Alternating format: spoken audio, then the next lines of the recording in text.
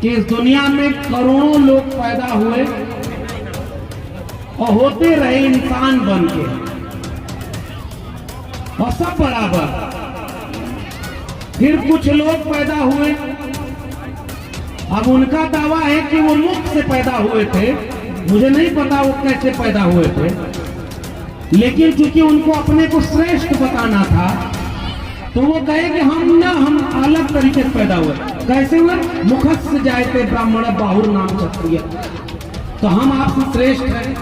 और उससे ऊपर श्रेष्ठ क्या बताया कि हम इस धरती पर उसके अवतार। उनको जब मौका मिला कलम और किताब पकड़ने का तो उन्होंने मनुस्मृति लिख दी। महिलाएं बचपन में पिता के अधीन, जवानी में पति के अधीन और बुढ़ापे में पुत्र के अधीन रहेंगी। बाबा साहब को मौका मिला तो उन्होंने कहा महिलाओं को उत्तराधिकार मिलेगा, संपत्ति का अधिकार मिलेगा, वोट का अधिकार मिलेगा, काम के घंटे कम होंगे और उनको child care leave, maternity leave मिलेगी। और भारत के संविधान में लिखकर चले गए कि महिला और पुरुष में कोई भेदभाव नहीं रहेगा। तो उनको मौका मिला तो उन्होंने ऐसा दस्तावेज बनाया कि वो हत्या भी कर दे तो कोई सजा नहीं, और हमारे लोग अगर चींटी भी मार दे तो उनको बड़ी बड़ी सजा मिलेगी। बाबा साहब को मौका मिला तो ये नहीं कहा कि अब हमारे लोग ऊपर होंगे और ये मुख से पैदा होने वालों का अधिकार छीन लो, इनको वोट देने का अधिकार न दो। अरे बाबा साहब होने का मतलब समझो, अपने लोगों को तो हक अधिकार दिया ही दिया, उनको भी मौका दे दिया जिन्होंने बाबा साहब के लोगों का हक अधिकार छीन लिया। दयाल सिंह चौरसिया ने आदि हिंदू सभा बनाई और जब कुछ मुखस से जायते ब्राह्मण उनके पास गए, उन्होंने कहा कि मैंने आदि हिंदू सभा बनाई, इसकी सदस्यता अभी ले लीजिए। तो उन्होंने कहा कि हम हिंदू थोड़े ही हैं, हम तो आर्य हैं। श्री दयाल सिंह चौरसिया ने कहा कि अब तक तो समझते थे कि तुम भी हिंदू हम भी हिंदू, लेकिन जब तुम आर्य कह रहे हो अपने को तो जाओ आज से हम भी हिंदू नहीं। जिन्हें जवानी में चमचागिरी की लत लग जाती है उनकी सारी उम्र दलाली में गुजर जाती है। एक आरएसएस का आदमी जाति देखकर पता है कि ये हमारा वोटर नहीं है, ये कोई अम्बेडकर को मानने वाला, कोई फुले को मानने वाला, कोई इस पार्टी को कोई इस पार्टी को वोट देने वाला हमारा आदमी नहीं है, फिर भी वो आपके घर में आता है और आप कहेंगे बाहर जाओ तुम्हारा यहाँ काम नहीं, फिर भी कहेगा अरे नहीं बस आपके घर एक गिलास पानी पीने के लिए हम आए। वो आपको दुत्कारने के बाद में कहेगा भाई साहब एक गिलास पानी पिला दीजिए, और ऐसा मीठा जहर घोलेगा कि अगली बार आपको पानी पिलाने किसी और तालाब के किनारे लेके चला गया। इस देश के प्रधानमंत्री ने अपने ट्विटर हैंडल पर लिखा और भाषण दिया। इस देश के प्रधानमंत्री ने भाषण दिया कि दुनिया में कोई भी समस्या ऐसी नहीं है जिसका जवाब गौतम बुद्ध दे के न गए हो। बड़ा खुशी हुई मुझे भी। उन्होंने कहा कि दुनिया को इंसानियत का पाठ अगर किसी ने पढ़ाया तो उनका नाम था तथागत गौतम बुद्ध।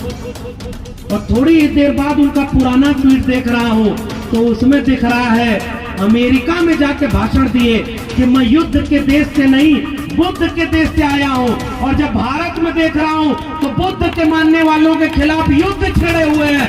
ऐसे लोगों के आप सामने लड़ाई लड़ना है।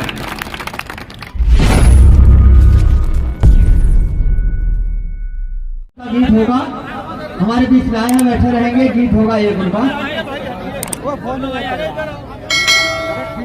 साथियों आप लोग YouTube खोलेंगे, प्रोफेसर लक्ष्मण यादव लिखेंगे तो बहुत बढ़िया बढ़िया चीज आपको मिलेगी सुनने के लिए। उसको भी सुनिए क्योंकि ये बहुजन मीडिया जो हमको जागरूक करती है।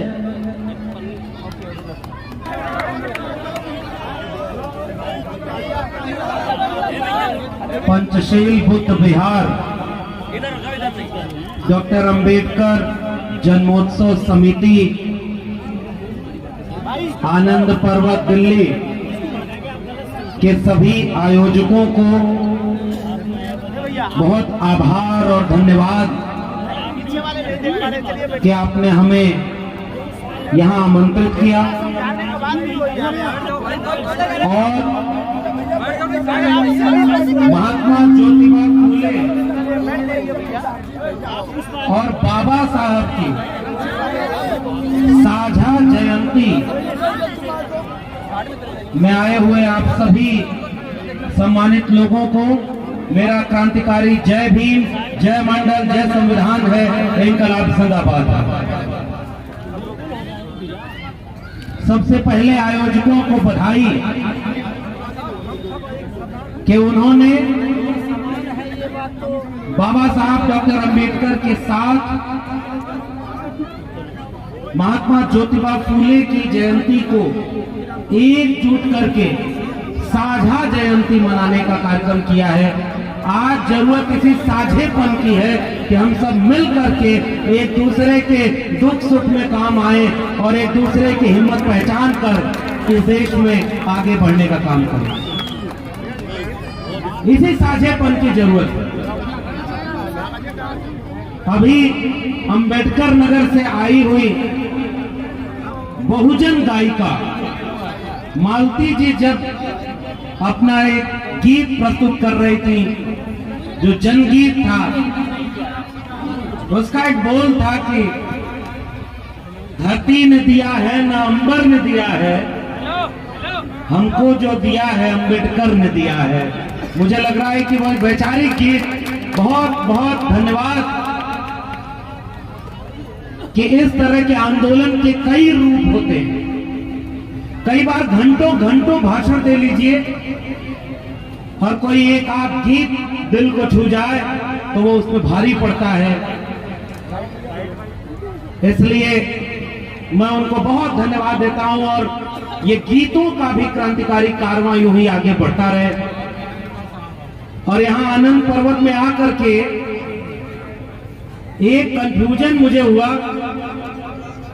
कि इतने लोग यहां पूर्वांचल के आए हुए हैं, लग ही नहीं रहा है दिल्ली का आनंद पर्वत है कि लग रहा पूर्वांचल का कोई जिला है। क्या वो अंबेडकर नगर से, जौनपुर से, प्रतापगढ़, आजमगढ़, पूरा पूर्वांचल लगते यहाँ आएगा। सब मेहनत का सामान। तो आप लोगों के भोजपुरी में भी हमारा जय भीम बा। बीच बीच में भोजपुरी बोला बहुत जरूरी। देखा उधर कर लोगों के मिजाज होला हमनी तरफ ना, और जेसीबी से माटी का खुदाई होकर वहू लोग बैठ कर तमाशा देखे लगे। यहाँ एक आध दो आदमी दाएं बाएं करत हो, पूरा पब्लिक चल जाती हो, का हो तो ये कुल ना करे थे। सब कुंटल भर दूध में एक आध बूंद नींबू जो काम कर देना वो काम ना करे, एकदम अपने निशाना पे अड़े। और इसलिए बाबा साहब डॉक्टर अंबेडकर की जयंती कल गुड़गांव में एक जगह हम लोग गए, वहां भी हमने एक बात कही कि इस दुनिया में करोड़ों लोग पैदा हुए और होते रहे इंसान बन के, और सब बराबर। फिर कुछ लोग पैदा हुए, अब उनका दावा है कि वो मुख से पैदा हुए थे। मुझे नहीं पता वो कैसे पैदा हुए थे, लेकिन चूंकि उनको अपने को श्रेष्ठ बताना था तो वो कहे कि हम अलग तरीके से पैदा हुए। कैसे हुए? मुखस्य जायते ब्राह्मण बाहुर नाम क्षत्रिय, तो हम आपसे श्रेष्ठ हैं। और उससे ऊपर श्रेष्ठ क्या बताया कि हम इस धरती पर उसके अवतार हैं। तो उन्होंने जातियां बना दी। तो पहले जो लोग पैदा होते थे सब इंसान होते थे, फिर जब जाति बन गई तो उस जाति में बंटकर कुछ लोग इंसान से भी ऊपर हो गए और ढेर सारे लोगों को जातियों में नीचे रखकर इंसान से भी बदतर बना दिया गया। फिर इस देश में बिरसा, फूले, अंबेडकर, पेरियार जैसे लोग पैदा हुए जिन्होंने वापस इंसान को इंसान से बराबर बनाने के लिए भारत का संविधान बना दिया। और अब कोई इंसान बड़ा कोई छोटा नहीं, सब व्यक्ति का एक वोट, एक व्यक्ति और एक वोट की एक कीमत। और इसलिए दुनिया में बहुत लोगों की जयंती मनाई जाती होगी, लेकिन करोड़ों करोड़ लोग दुनिया भर में महीनों तक जितना बाबा साहब की जयंती मनाते हैं, ऐसा दुनिया में दूसरा कोई मौजूद नहीं है जिसकी जयंती इतने शांत होकर से मनाई जाती है। और इसलिए मैं बाबा साहब को उस गीत से जोड़ कर कह रहा हूं, क्योंकि करोड़ों लोगों को धरती अंबर चांद सितारे नदी पर्वत पहाड़ सब था, लेकिन फिर भी पानी पीने का अधिकार नहीं था। उसी गीत में बताया कि बाबा साहब डॉक्टर अंबेडकर के संविधान और उनके संघर्ष से पानी पीने, मुख्य सड़क पर चलने का हक मिला। उन लोगों ने अपने सीने में डॉक्टर अंबेडकर को आज भी जिंदा रखा है, और हमेशा जब तक इस देश में कोई भी संविधान का आखिरी पन्ना बचा होगा, डॉक्टर अंबेडकर वहां लोगों के जहन में ऐसे ही जिंदा रहेगा। और इसलिए इतनी बड़ी तादाद में लोगों की जयंती मनाई जाती है। तो उस जयंती की आप सबको बधाई।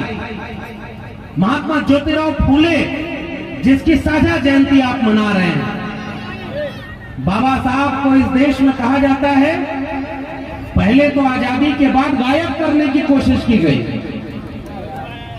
अब गायब नहीं कर पाए तो बाबा साहब को कहा कि ये केवल दलितों के नेता हैं। कुछ होता है ना, सिलेबस से गायब कर दो तो लोग अंबेडकर को भूल जाएंगे। डॉक्टर अंबेडकर की किताब छपी 1980 में और भारत का संविधान लागू हो गया था 1950 में। बाबा साहब को भारत रत्न मिला 1990 में। तो बहुत सारे लोगों को यह भ्रम था कि जब बाबा साहब की किताब नहीं छापेंगे तो लोग बाबा साहब को भूल जाएंगे। लेकिन वो गांव के लोगों, आपको पता होगा, कुछ बीज ऐसे होते हैं ना, उनकी ताकत इतनी होती है कि किसी बंजर जमीन में भी दाग दो, वो धरती फोड़ करके लहलाते हुए खड़े हो जाते हैं और अपना छाया, अपना फल मानवता को अपने आप बांटते रहते हैं। डॉक्टर अंबेडकर ऐसे शख्स का नाम है। और इसलिए मैं कह रहा हूं, डॉक्टर अंबेडकर क्यों अमर हैं? डॉक्टर अंबेडकर वापस जब इस देश में लौटे तो दर्जनों डिग्रियां लेकर लौटे थे। 4-4 पीएचडी की डिग्री थी और सारी डिग्री ओरिजिनल थी, एक भी फर्जी डिग्री नहीं थी। प्रधानमंत्री की तरह सारी ओरिजिनल डिग्री थी। इतनी डिग्री हासिल की जिसे स्कूल से बाहर निकाल दिया कि पढ़ नहीं सकते।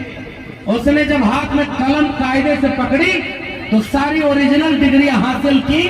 फिर भी जब इस देश में लौटे तो अधिकारी बनने के बाद भी चपरासी फाइल फेंक कर देता था, पीने का पानी ढंग से नहीं दिया।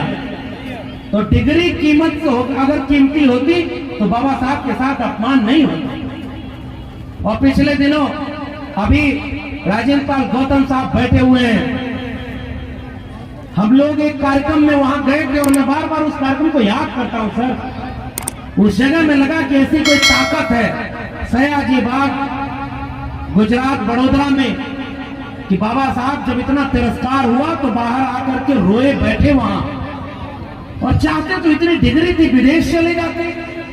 आजकल तो सब पैसा लूट कर विदेश चले जा रहे हैं, मौज मस्ती कर रहे हैं और चौकीदार सो रहा है। लेकिन बाबा साहब इस देश में अपना अपमान सहने के बाद भी इतनी डिग्रियां थी कि विदेश में जाते तो बहुत बड़े ओहदे पर होते। आज भी यहाँ के लोग दिल से डॉक्टर अंबेडकर को एक्सेप्ट नहीं कर पाए, स्वीकार नहीं कर पाए, और दुनिया के कई विश्वविद्यालयों में उनकी मूर्तियां लगी हुई हैं। उन्हें सिंबल ऑफ नॉलेज कहा जाता है। लेकिन फिर भी डॉक्टर अंबेडकर विदेश नहीं गए और उस जगह पर संकल्प लेते हैं कि जब तक इस देश में जातिवाद का खात्मा नहीं कर देते, अपने लोगों को बराबरी का हक नहीं दिला देते, तब तक चैन से नहीं बैठेंगे। और वो संकल्प जगह थी और वहां से डॉक्टर अंबेडकर ने पूरे जीवन जो काम किया उसने करोड़ों लोगों का जीवन बदल कर रख दिया। इसलिए हम डॉक्टर अंबेडकर को अमर रहने की बात करते हैं। और डॉक्टर अंबेडकर हो या महात्मा ज्योतिबा फूले, वो कोई एक व्यक्ति होते तो कुछ लोग याद करते, कुछ दिन बाद भूल जाते। लोग बाप दादा को भूल जाते हैं, कितने दिन को याद रखता है। लेकिन यहां तो उल्टा हो रहा है साहब। पहले कम लोग याद करते थे डॉक्टर अंबेडकर को, और अब मैं देख रहा हूं जितना इस देश में जितने बड़े स्तर पर लाखों करोड़ों लोगों के साथ सड़क पर उतरकर जितना बड़ा स्तर पर डॉक्टर अंबेडकर की जयंती अब मनाना शुरू हुआ है, इतना और कोई दूसरा नहीं है। डॉक्टर अंबेडकर को लगता है अब ज्यादा लोग याद कर रहे हैं और बड़े पैमाने पर उनकी जयंती मना रहे हैं। गुम हो गए वो लोग जो चाहते थे कि इनको सिलेबस से हटा देंगे तो ये गायब हो जाएंगे। 3 तरह के प्राणी होते हैं दुनिया में। एक वो जो इतिहास लिखते हैं, महात्मा फूले, तथागत बुद्ध, बाबा साहब डॉक्टर अंबेडकर, बिरसा मुंडा, पेरियार और ऐसे जाने कितने लोग, उन्होंने इतिहास लिखा है, इसलिए वो लोग दुनिया में अमर रहेंगे। दूसरी कैटेगरी उनकी होती है जो इतिहास पढ़ते हैं। हम और आप अभी उस कैटेगरी में हैं जो अपने पुरखों के लिखे इतिहास को पढ़ रहे हैं। और तीसरी कैटेगरी और एक लोगों की होती है जिनको न इतिहास लिखने का मौका मिला, न इतिहास पढ़ने का मौका मिला, तो जब प्रधानमंत्री बन जाते हैं तो इतिहास का सिलेबस बदल कर सोचते हैं कि इतिहास में अमर हो जाएंगे। पहचान रहे ना, सिलेबस बदल रहा है आपका लोग कि वहां पर सिलेबस में आपको झूठ पढ़ाया जाए और आपके बच्चों को आपका इतिहास ही न जानने दिया जाए। डॉक्टर अंबेडकर, महात्मा फूले, पेरियार और तमाम लोगों ने इतिहास रचा है। कैसे रचा? इस देश के लोगों को बराबरी का हक दिलाकर रचा। कैसे रचा? इस देश में हर एक बच्चे बच्चियों को उसके जेब में पैसा है कि नहीं है, उसकी जाति कौन सी है, उसका मजहब कौन सा है, गांव के हैं कि शहर के हैं, ये सब भेद मिटाकर भारत का संविधान लागू कर दिया कि आपके बेटा बेटी को अच्छी शिक्षा मिले, अच्छा रोजगार मिले। और आप सोचो ना, पूर्वांचल के रहने वाले लोगों, आप यहाँ दिल्ली में ठाठ से यहाँ रहते हैं, बुद्ध विहार बनवाया है और लोगों को 10 बजे रात तक की परमिशन मिलती है और ये लोग 4 बजे रात तक का परमिशन लेकर के यहाँ पर बाबा साहब की जयंती मना रहे हैं। ये आपका संविधान की वजह से संभव हो पाया। अगर संविधान नहीं होता तो ये मौका मिल पाता क्या? इसलिए डॉक्टर अंबेडकर की अहमियत है कि उन्होंने सबको बराबरी का मौका दे दिया। और एक बात सोचो ना, इस देश में लोगों को, उनको जब मौका मिला कलम और किताब पकड़ने का, तो उन्होंने मनुस्मृति लिख दी। महिलाएं बचपन में पिता के अधीन, जवानी में पति के अधीन और बुढ़ापे में पुत्र के अधीन रहेंगी। बाबा साहब को मौका मिला तो उन्होंने कहा महिलाओं को उत्तराधिकार मिलेगा, संपत्ति का अधिकार मिलेगा, वोट का अधिकार मिलेगा, काम के घंटे कम होंगे और उनको child care leave, maternity leave मिलेगी। और भारत के संविधान में लिखकर चले गए कि महिला और पुरुष में कोई भेदभाव नहीं रहेगा, सब बराबर रहेगा। उनके पुरखों को मौका मिला तो मनुस्मृति में लिख दिया कि अगर आप मुख से पैदा होते हैं तो किसी की हत्या भी कर देंगे तो आपको कोई सजा नहीं मिलेगी। अब समझ रहे ना मैं किसकी बात कर रहा हूं? समझदार को इशारा काफी। जिस मंच पर महात्मा फूले और बाबा साहब की बात हो, उस पर इशारे में बात उन लोगों की की जाए जिनसे आपकी लड़ाई है। तो उनको मौका मिला तो उन्होंने ऐसा दस्तावेज बनाया कि वो हत्या भी कर दे तो कोई सजा नहीं, और हमारे लोग अगर चींटी भी मार दे तो उनको बड़ी बड़ी सजा मिलेगी। बाबा साहब को मौका मिला तो ये नहीं कहा कि अब हमारे लोग ऊपर होंगे और ये मुख से पैदा होने वालों का अधिकार छीन लो, इनको वोट देने का अधिकार न दो। अरे बाबा साहब होने का मतलब समझो, अपने लोगों को तो हक अधिकार दिया ही दिया, उनको भी मौका दे दिया जिन्होंने बाबा साहब के लोगों का हक अधिकार छीन लिया था। लेकिन आज भी डॉक्टर अंबेडकर की जयंती वो लोग नहीं मना पाते। मैं तो आज भी एक शिकायत करता हूं और बधाई दे रहा हूं इस मंच के आयोजकों को। इन्होंने बार बार एक बात पर जिक्र किया है, जोर दिया कि हम लोग SC ST OBC समाज के लोगों को जोड़ करके मंच पर वक्ता भी बनाए, जयंती भी साझा मना रहे, इनकी कमेटी में भी सारे लोग शामिल हैं। यहाँ है बहुजन एकता और ये है बाबा साहब के सपनों का भारत जिसमें सब मिल करके रहेंगे। और एक आध सुझाव और आपको, अगली बार जयंती मनाइए तो इस मंच पर महिलाओं की तादाद पुरुषों से ज्यादा होनी चाहिए, आदिवासी भी इसमें हो और पसमानदा समाज के भी लोगों को आप अतिथि बनाइए, सबको मिलाइए। बीच में इसका चेंज मत करिए, अब गाना नहीं चल रहा है ना। अब उसके बाद इस जयंती का मकसद क्या है। इस जयंती मनाने का मकसद दो है मेरे हिसाब से। इस जयंती मनाने का पहला मकसद यह है कि हम अपने इतिहास को जानें, और दूसरा मकसद यह है कि जो सपना देखा था बाबा साहब फुले साहब पेरियार साहब ने, उसके बारे में जाने कि वो पूरा हुआ कि अधूरा है। ये जानना चाहिए कि नहीं जानना चाहिए। अगर बाबा साहब के सपनों का भारत बन गया होता तो हमारा काम केवल जयंती मनाने से चल जाता, लेकिन अभी जयंती मनाने के बाद क्या करना है इस पर भी विचार करना है, क्योंकि बाकी हमारे पूर्व के वक्ताओं ने बहुत शानदार बातें कह दी, मैं उसको दोहराऊंगा नहीं। और यहां तो जागरूक समाज बैठा है, इनको अब मैं समझाने कि मेरे बगल में जो बैठे हैं बाबूजी, ये मान्यवर कांशीराम साहब के साथ काम किए हैं, अब उनके बगल में बैठकर और उनके सामने कोई भाषण दे सके, इतनी हिम्मत तो हमारी नहीं होती। हम इनके बगल में हिम्मत लेते हैं कि मान्यवर कांशीराम साहब के बारे में, कांशीराम की नेक कमाई तूने सोती कौम जगाई, वो ऐसा कौम जगा कर गए हैं, हमें तो जगाने वालों को बस आगे बढ़ा देना है, हिम्मत हौसला बढ़ाकर। तो कोई नई बात नहीं करने आया, मैं बस थोड़ी से दो चार बात कह करके, दो चार किस्सा सुना करके कि जयंती मनाना जरूरी है ताकि हिम्मत हौसला मिले। ये नौजवान लोग आए हुए हैं, बुजुर्ग लोगों के साथ खड़े होकर महिलाएं और बच्चे बच्चियां आए हुए हैं।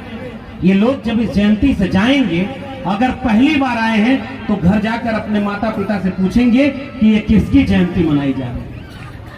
और जब बाबा साहब की तस्वीर, बाबा साहब फुले साहब के बारे में माता पिता से किस्सा पूछेंगे, कौन थे ये, और आप किस्सा बताएंगे, तब समझिए कि जयंती मनाने का मकसद सफल होगा, ताकि ये रोशनी आगे तक जलाए और आगे तक रोशनी उजाला फैलाए। और बाबा साहब कैसा सपनों का भारत बनाना चाहते थे, जिसमें सबको शिक्षा मिले, जिसमें सबको सबका अधिकार मिले, कर्मकांड अंधविश्वास खत्म हो और सब लोग मोहब्बत प्रेम से रहें, सब लोग प्रेम से रहें, कोई किसी से नफरत न करे। लेकिन आज कौन सा भारत बनाया जा रहा है। बाबा साहब के सबसे बड़े वारिस मान्यवर कांशीराम ने एकजुटता का संदेश दिया था, मंडल कमीशन लागू करो वरना कुर्सी खाली करो। मान्यवर कांशीराम 85% बहुजन की बात करते थे, जिसमें SC ST OBC माइनॉरिटी सारे लोग थे। इसलिए मैं इस मंच से ये बात कह रहा हूं कि डॉक्टर अंबेडकर को OBC घरों में भी अब ले जाने की जरूरत है। आदिवासी, और जा रहे हैं, ऐसा नहीं कि नहीं जा रहे, खूब अच्छे से जा रहे हैं, थोड़ा समय लगेगा। वो कहते हैं ना, हम लोग बचपन में किस्सा सुनते थे, करत करत अभ्यास थे जड़मती होत सुजान और रसरी आवत जागते सिल पर परत निशान। हमें अभ्यास करना है, हमें अपने लोगों को समझाना है। जिस दिन हम OBC समाज के लोगों को यह बात समझाएंगे कि डॉक्टर अंबेडकर ने मंत्रिमंडल से इस्तीफा दिया, तो 3 बातों में से पहली बात हिंदू कोड बिल उसका लागू न किया जाना, और दूसरी बात थी OBC के लिए अनुच्छेद 340 में जो कमीशन बनाना था ताकि OBC की गिनती हो और उनको गिनती के आधार पर आरक्षण मिले, प्रतिनिधित्व मिले, हिस्सेदारी मिले, वो न काम हुआ। इसलिए डॉक्टर अंबेडकर ने कैबिनेट से इस्तीफा दे दिया।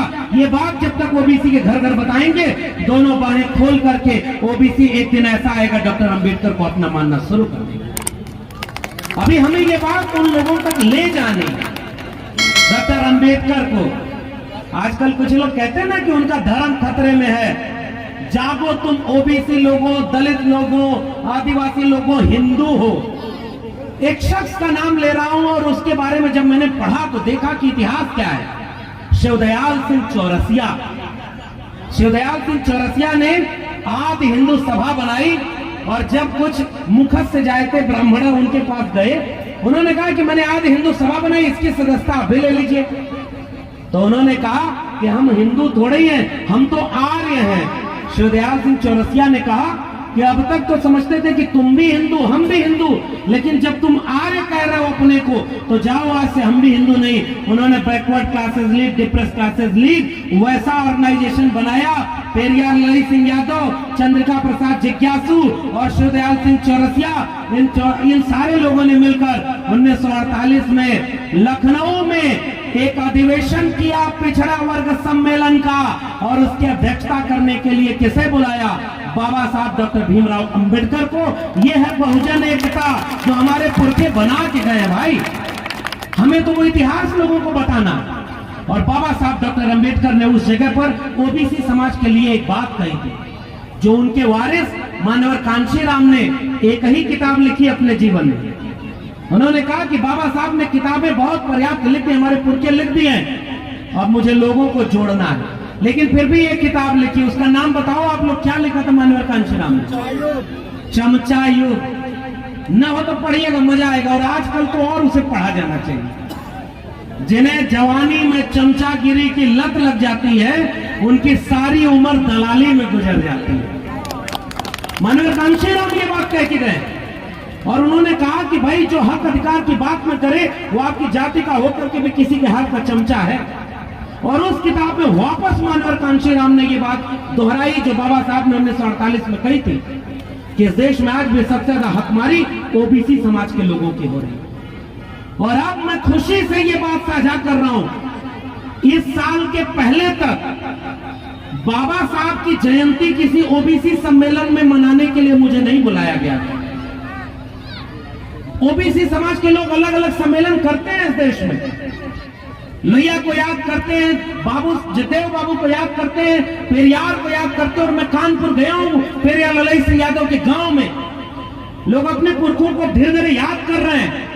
लेकिन इस साल एक नायाब चीज मेरे साथ हुई कि मैं जब छत्तीसगढ़ गया तो जब उन लोगों को पता चला कि मैं भिलाई में कार्यक्रम में आ रहा हूं, तो मेरे पास फोन आया कि भाई आज तक दलित समाज के लोग वहां पर अंबेडकर जयंती मनाते हैं और आपको बुलाकर सम्मानित करते हैं। मैंने भी कहा हाँ भाई, इस देश में जितना जागरूक इस देश का दलित समाज है, शेड्यूल कास्ट समाज है, इसका आधा जागरूक अगर बाकी समाज हो जाए तो ये देश सोने की चिड़िया बनने से नहीं रहेगा।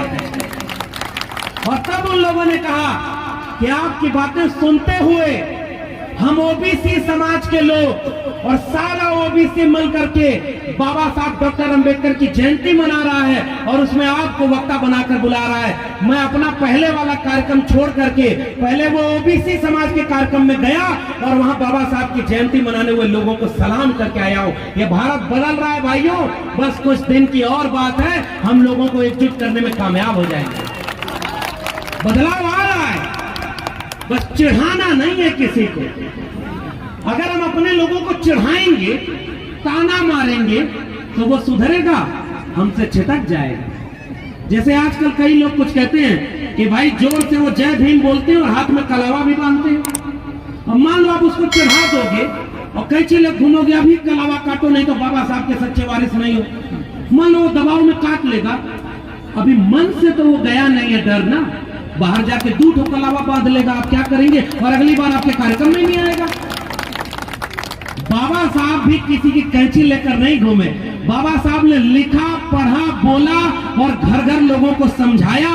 बाबा साहब को भी पता था जिस दिन मेरे मिशन मूवमेंट और किताबें लोगों के पास पहुंचने लगेंगी, बिना जगाए उनका समाज धीरे धीरे जागने लगेगा। और मैं वैसा भारत आज देख रहा हूं कि बाबा साहब को पढ़ते हुए लड़ने की हिम्मत लोगों में आ रही है। हमें बस थोड़ा सा धैर्य, संवाद करना है। भाई बाबा साहब के खिलाफ भी तो उन्हीं की जाति के लोगों को खड़ा कर दिया गया था। आगरा में सम्मेलन किया था लोगों ने कि बाबा साहब हमारे नेता नहीं है। फिर भी बाबा साहब ने कहा कि भाई आज ये समाज अभी नहीं जाग रहा है, एक दिन आएगा वो जागेगा। हमें प्रेम से संवाद करना है, लोगों को समझाना है और समझाने में थोड़ी सी नाक छोटी करिए, दिल बड़ा करिए। लोगों को समझाइए, जोड़िए। कोई अगर आपकी बात एक बार नहीं मानता, 2 बार समझाइए, तीसरी बार बताइए। आजकल अब ये मंच से शोभा तो नहीं देता, लेकिन फिर भी मैं कह रहा हूं, क्योंकि जिसको आप दुश्मन मानते हो उसके काम करने की शैली देखिए। एक आरएसएस का आदमी जाति देखकर पता है कि ये हमारा वोटर नहीं है, ये कोई अम्बेडकर को मानने वाला, कोई फुले को मानने वाला, कोई इस पार्टी को, कोई इस पार्टी को वोट देने वाला हमारा आदमी नहीं है, फिर भी वो आपके घर में आता है और आप कहेंगे बाहर जाओ, तुम्हारा यहाँ काम नहीं, फिर भी कहेगा अरे नहीं, बस आपके घर एक गिलास पानी पीने के लिए हम आए थे। वो आपको दुत्कारने के बाद भी कहेगा भाई साहब एक गिलास पानी पिला दीजिए, और ऐसा मीठा जहर घोलेगा कि अगली बार आपको पानी पिलाने किसी और तालाब के किनारे लेके चला जाएगा। बताओ आप इस समय SC ST OBC का वोट अगर नहीं मिलता तो ये इतनी बड़ी ताकत में ये सरकारें बैठी होती क्या? इसका मतलब कुछ तो भटकाया जा रहा है ना हमें, क्योंकि वो आपके घर भटकाने आ जा रहा है। OBC में सारा हक किसने मार लिया? वहीर कुर्मी कोयरी ने। शेड्यूल कास्ट में सारा हक कौन मार लिया? ये जाटवों ने मार लिया। शेड्यूल ट्राइब में कौन मार लिया? ये आदिवासियों ने। और आप भी तो हाँ इन्होंने मार लिया, और आप नाराज होकर उधर चले गए। तो हमें उनसे ये उनका तो तोड़ने और नफरत का काम है, हमारा काम तो जोड़ने का है। उनका काम आसान है, हमारा काम मुश्किल है। फिर भी हमारा काम आसान क्यों है? क्योंकि हमारी आबादी इतनी है कि बताओ अगर इस देश में 90% लोगों में से 45% लोग भी जागरूक हो जाएं तो इस देश की सबसे बड़ी कुर्सी पर कौन बैठेगा? जिसे आप तय करेंगे। क्योंकि 31% वोट पाकर के तो लोग प्रधानमंत्री बने बैठे हैं, और प्रधानमंत्री बने बैठे हैं दिल में गोडसे गोलवलकर हेडगवार, और 14 अप्रैल को बाबा साहब की मूर्ति पर माला पहना रहे, वो भी जो दिल में गोडसे गोलवलकर हेडगवार को लिखते हैं और दोनों हाथ फैलाकर बोलते हैं। अभी सर मैं देख रहा था 21 अप्रैल को इस देश के प्रधानमंत्री ने अपने ट्विटर हैंडल पर लिखा और भाषण दिया।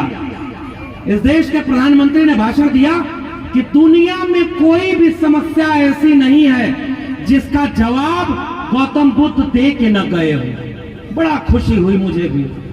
उन्होंने कहा कि दुनिया को इंसानियत का पाठ अगर किसी ने पढ़ाया तो उनका नाम था तथागत गौतम बुद्ध।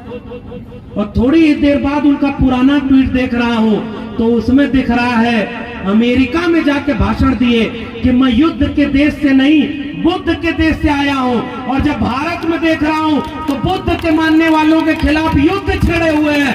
ऐसे लोगों के आप सामने लड़ाई लड़ना है। एक चेहरे पे कई चेहरा है भाई। जब तक गुजरात के मुख्यमंत्री थे कभी अपनी जाति नहीं बताई ना, तो जब प्रधानमंत्री बनना हुआ तो दोनों हाथ फैला के कहा मैं OBC मां का बेटा हूं। 35 साल भीख मांग के मैंने जीवन जिया है। मैं तो स्कूल कॉलेज का मुंह ही नहीं देखा हूं। भीख मांगने वाली बात पर सुमित भाई ने अभी बड़ी शानदार बात की।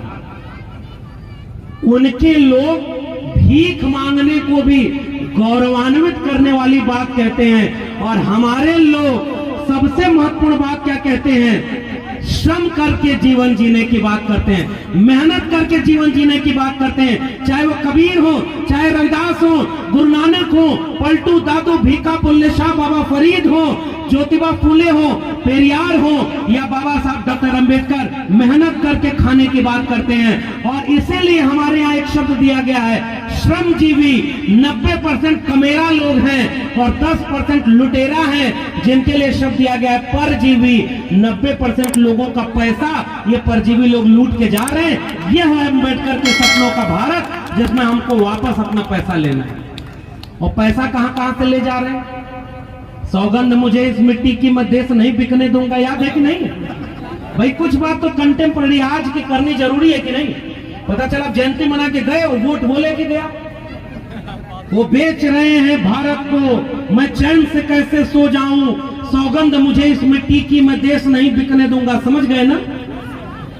मैं रेल में चाय बेचा हूं, चाय बेचते उसे किसी ने नहीं देखा, रेल बेचते हुए पूरा देश देख रहा, फिर भी उसके भक्त कहते हैं कि कहां कुछ बेच रहा है। रेल बेच गया।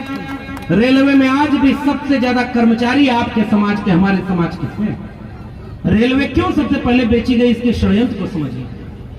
रेल बिक गई, बैंक बिक गया, नौकरी बिक गई, आपके बच्चों की शिक्षा बेच दिया है भाई। और मैं तो दिल्ली विश्वविद्यालय से पढ़ाता हूं, शिक्षा महंगी हो गई। गौतम साहब अभी बहुत शानदार बात कह रहे थे, चंद रुपए में सर हम लोग शिक्षा पाए हैं, तब यहां खड़े हैं। आपके बच्चों को आप चंद रुपया क्या कितना रुपया दे लीजिए, अच्छे स्कूल में शिक्षा नहीं मिलेगी, फिर बाबा साहब के सपनों का भारत कैसे बनेगा? और अगर शिक्षित और जागरूक जनता नहीं हुई तो मानसिक रूप से कंगाल पैदा होगी और किसी अंधविश्वास में फंस जाएगी।